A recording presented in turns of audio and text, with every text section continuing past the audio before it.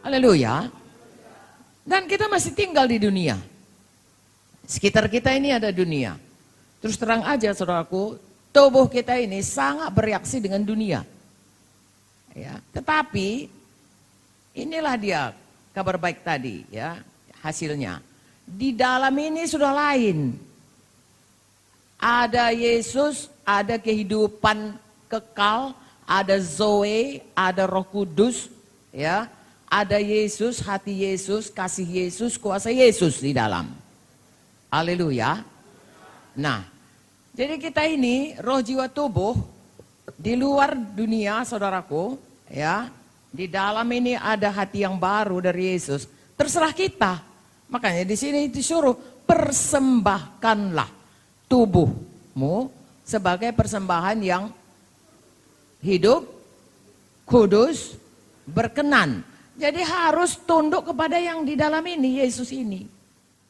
Kita tidak mempersembahkan tubuh kita ya sebagai satu persembahan yang tunduk kepada Tuhan. Tapi kita mempersembahkan tubuh kita kepada sesuatu yang tunduk kepada kehendak duniawi. Dan kalau kita baca firman Tuhan saudaraku, itu akan membawa kepada maut.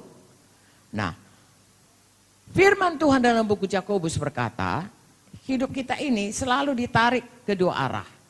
Satu ke arah dunia, tubuh ini, kehendak tubuh ini. Satu di dalam ke arah Tuhan. Karena ada roh Tuhan sudah di dalam.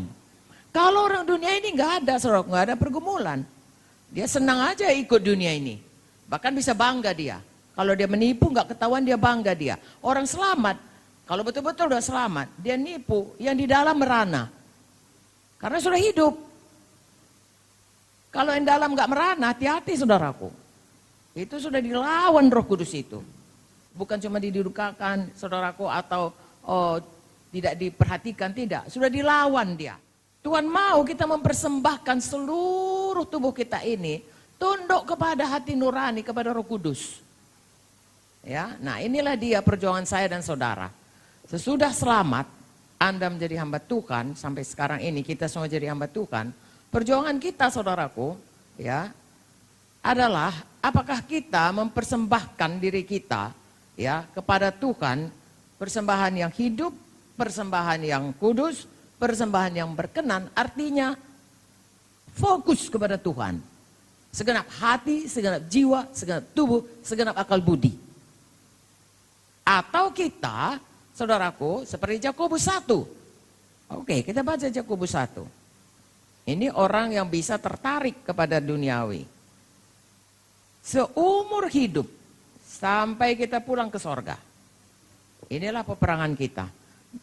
Ya, jangan katakan saudaraku kalau sudah lama mengikut Tuhan tidak ada. Oh, saudaraku, kita baca saudaraku dalam kitab. Ada orang mengikut Tuhan pada awalnya raja, ya, Raja Asa, ya, luar biasa saudaraku. Ujung-ujungnya dilawannya saudaraku Tuhan.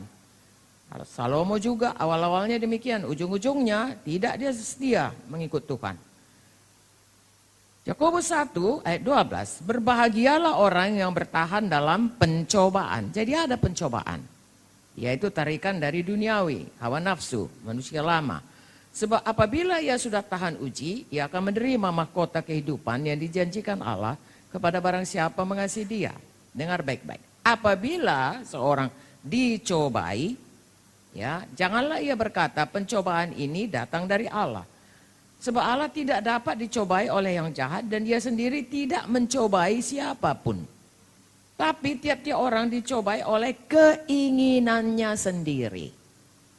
Karena ia diseret dan dipikat olehnya. Dengan kata lain oleh nafsunya sendiri. Sebenarnya Tuhan memberikan nafsu kepada manusia, kehendak yang kuat, desire, ya, a very strong desire. Itu adalah untuk kebaikan kita. Kita masih diberikan nafsu makan. Saudara bayangkan kalau orang nggak punya nafsu makan bisa mati. Orang sakit nggak ada nafsu makannya mati saudaraku. Tapi Tuhan berikan nafsu makan orang untuk hidup sehat. Nafsu makannya itu adalah fokus untuk hidup kuat sehat bagi Tuhan. Tapi kalau bagi dirinya, itu yang saudaraku makan ya, foya-foya, ya, gluttony. Datang sana makan, datang sini. Itu nafsu makan dipakai untuk memuaskan diri. Kaya, Tuhan mau kita keberkatan. Tuhan berkata, berkat Abraham itu kaya, diberkati untuk memberkati. Menyampaikan maksud Tuhan. Tapi kalau cinta uang, nafsu kaya itu untuk cinta uang untuk diri, itu akar dari segala kejahatan. Jadi saudaraku, nafsu itu diberi Tuhan, fokus dipersembahkan untuk kemuliaan Tuhan. Kalau tidak, itu akan bisa seperti ini, dicobai ya oleh hawa nafsu yang ditunggangi setan ya. Tiap orang dicobai oleh keinginannya sendiri. Ya, ia diseret dan dipikat olehnya. Saya dan saudara bisa terseret, terpikat. Berdirilah teguh saudaraku dengan hidup fokus kepada Tuhan. Kalau tidak di dunia ini sekitar kita, panca indera kita ini sangat peka ya akan apa yang kita lihat, apa yang kita dengar, apa yang kita rasa ya, semua. Apa yang kita cium, apa semua. Saudara kalau cium bau-bau, saudara menjauhinya.